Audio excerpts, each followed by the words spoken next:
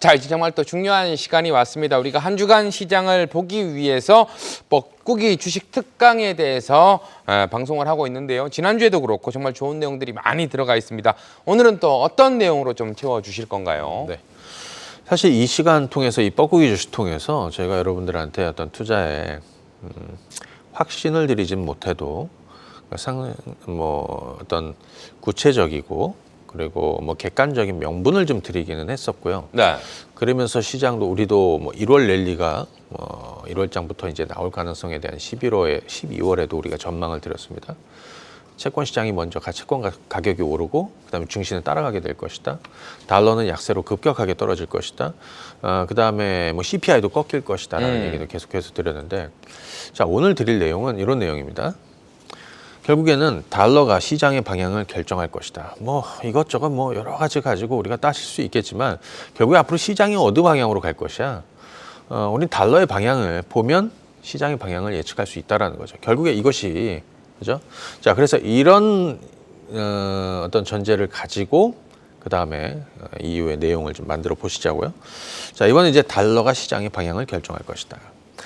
단기적으로는 지난번에 이제 우리 지난주였죠. 지난 주말 고용지표 너무 좋게 나왔다. 그래서 고용지표로 인한 달러가 반등을 보였습니다.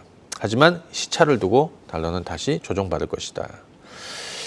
주택 지표로 인해서 인플레이션은 지속적으로 연준이 목표하는 2%를 향해 갈 것이다. 결국에는 빠질 것이다라는 걸 파월도 얘기했습니다. 3월 고용지표 발표 후에 달러가 급격한 변동성은 있었습니다. 이번 한 주 동안에 현재까지 이렇게 올라왔습니다. 근데 103 수준에서 머물러 있죠. 큰 등락의 변화가 없습니다. 올라와서. 결국엔 다음 주에 있을 CPI. 그죠?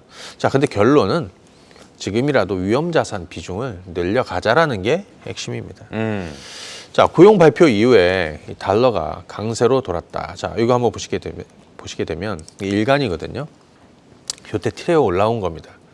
근데 사실 이후의 부담이 이게 지금 영향을 줬다면 달러는 아마 104, 105 이런 식으로 올라왔을 건데 지금 103 수준에 머물러 있고 막혀 있습니다.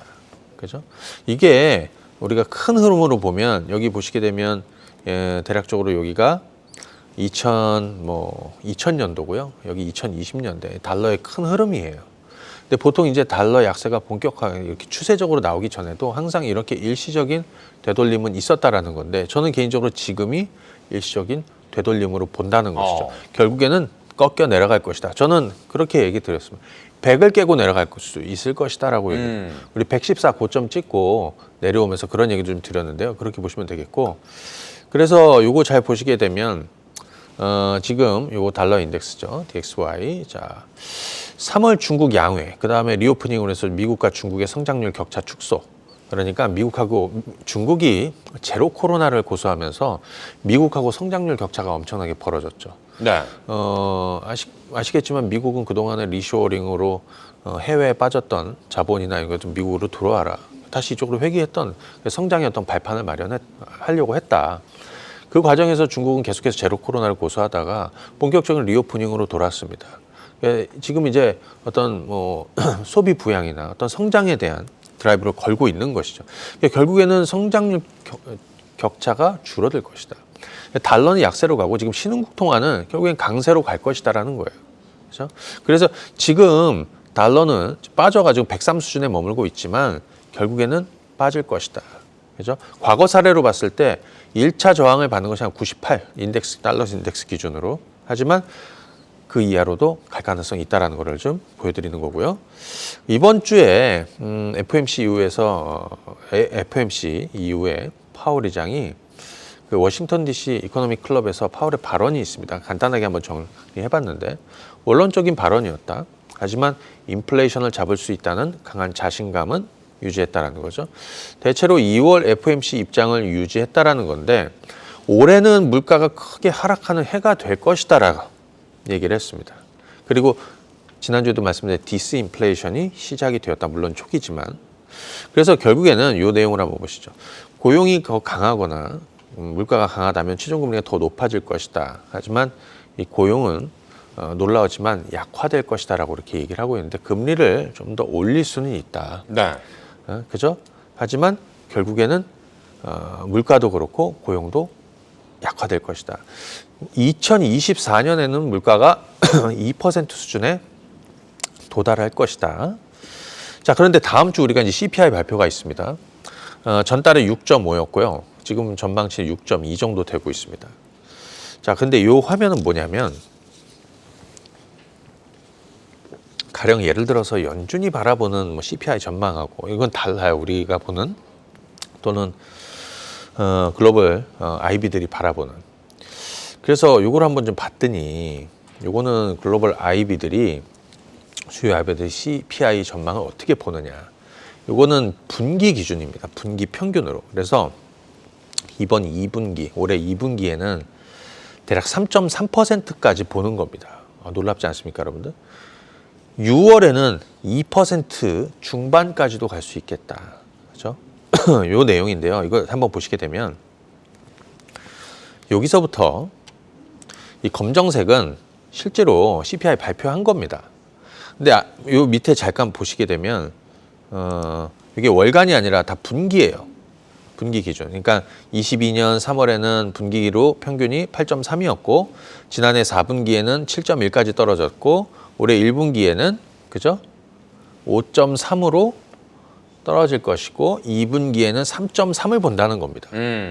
그죠? 글로벌 IB들이 바라보는 CPI 분기 평균 전망이라는 거예요.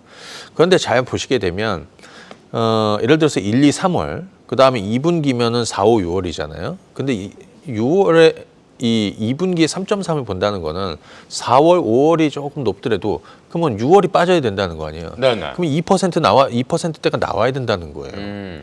그만큼 급격하게 어느 순간 빠지게 될 것이다라는 건데 개인적으로 저는 그런 부분이다. 무슨 뭐 중고차라든지 뭐 에너지 이런 쪽으로 좀 변수가 있을 수 있겠지만 결국엔 주거비가 크게 빠질 것이다. 아까 레깅 효과 얘기를 해드렸는데 그 시차를 두고 빠질 것이다라는 거죠. 이거는 네네. 파월도 얘기를 한 거예요. 그래서 여러분들은 사실은 이 부분을 좀 보시면서 어느 순간 이 CPI는 급격하게 빠질 것이다라는 거를 감안을 해서 투자를 한번 해보시는 게 맞다. 참고하시면 되겠고요.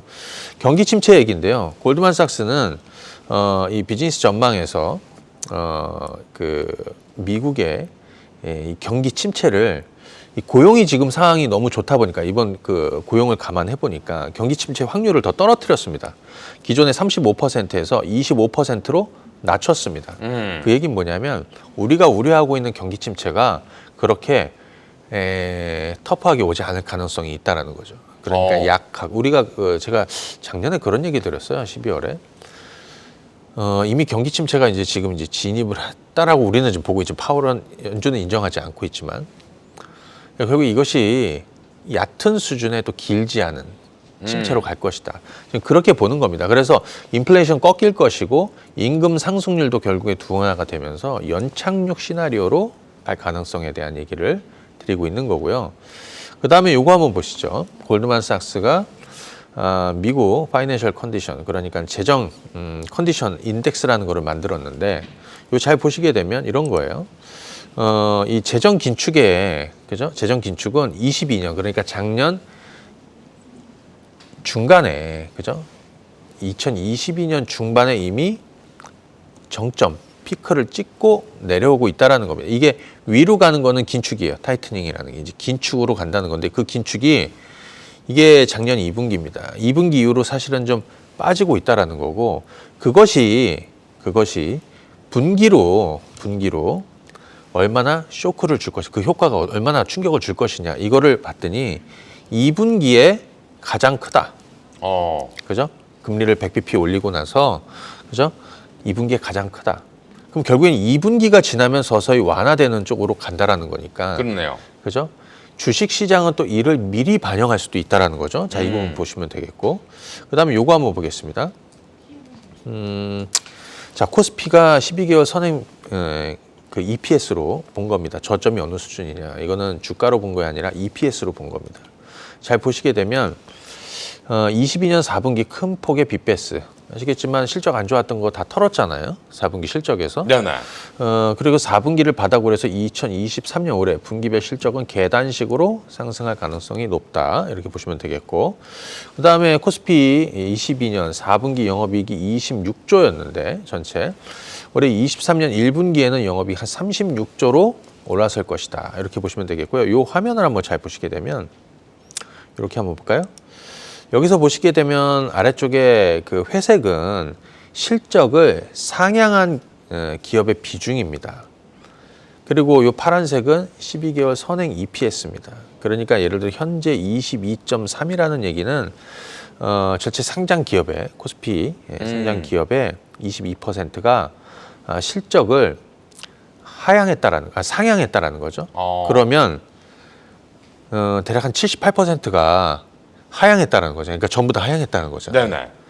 그죠? 여기는 마찬가지. 여기는 더 했겠죠. 그죠? 2020년 이때는 언제였냐면 코로나 때였습니다. 14.9니까 15% 잡으면은 전체 85% 기업이 실적 추정을 하향했다라는 건데 뒤집어 얘기하면 그때 EPS가 최악이었고 그죠? 주가는 바닥이었다라는 거예요. 그 기업들이. 근데 여기서 하나 알아둔 거는 이 선행 EPS보다 시장은 주가는 먼저 선행한다는 겁니다. 그러니까 이 12개월 선행 EPS로 본 저점은 지금이 저점 구간이라는 거를 얘기하고 있는 거예요. 그래서 그죠? 이 주가는 이거보다 좀 선행한다라는 거고 보통 보시게 되면 이거 뭐 기간은 한 4개월 뭐 과거에 2013년 3개월 그다음에 이때 2020년 이때는 한 뭐 2개월 정도 됐는데 지금 이 저점도 이미 좀 만들어지는 과정에 있기 때문에 그렇게 오래 걸리진 않을 것이고 지금 EPS 추정치가 이렇게 계속해서 낮아지는 이런 상황에서 오히려 시장의 바닥, 주가의 바닥이 만들어졌다라는 거를 보셔야 된다라는 거죠. 자, 요거 한번 보겠습니다. 앞서 이제 뭐 얘기했냐면 결국에 달러의 방향이 시장의 방향을 결정하게 될 것이다. 이 달러 약세는 국내 시장 외국 자본 유입의 명분이 된다라고 제가 이렇게 써놨는데요. 달러와 약세는 글로벌 금융시장 경색을 풀어주는 역할을 하기 때문에 유동성에 좋은 내용들을 이렇게 쭉쭉 써놨는데 근데 핵심은 뭐냐면 이거예요. 외국인과 여러분들 이 원달러 환율의 관계를 한번 보시게 되면 여기 우리 2008년도 한번 보시죠. 환율이 급격하게 올라갑니다. 그죠? 원화가 급하게 약세로 가니까 외국인들은 이 회색입니다. 주식을 어마어마하게 팔았습니다. 그죠? 주식을 어마어마하게 비중을 줄였습니다. 여기 잘 봐두세요. 이 수준이 지금 어디 수준이냐? 바로 최근에 우리 수준하고 비슷한 거예요. 잘 보시게 되면 최근에는 이 파란색 환율이죠. 네. 환율이 가파르게 올라갑니다. 원화가 약세로 가파르게 가다가 환율이 빠지고 원화 강세로 가니까 외국인들이 주식을 다시 사기 시작을 한다. 그렇죠? 외국인들이 주식을 다시 사기 시작을 한다. 자, 요걸 가만히 보시게 되면 이게 무슨 의미냐면 아까 1월 들어서 새해 들어서 외국인들은 주식을 8조를 순매수했다라고 그랬는데요. 이들이 우리가 이제 앞서 여기가 2009년도 아닙니까? 가파르게 원화가 그죠?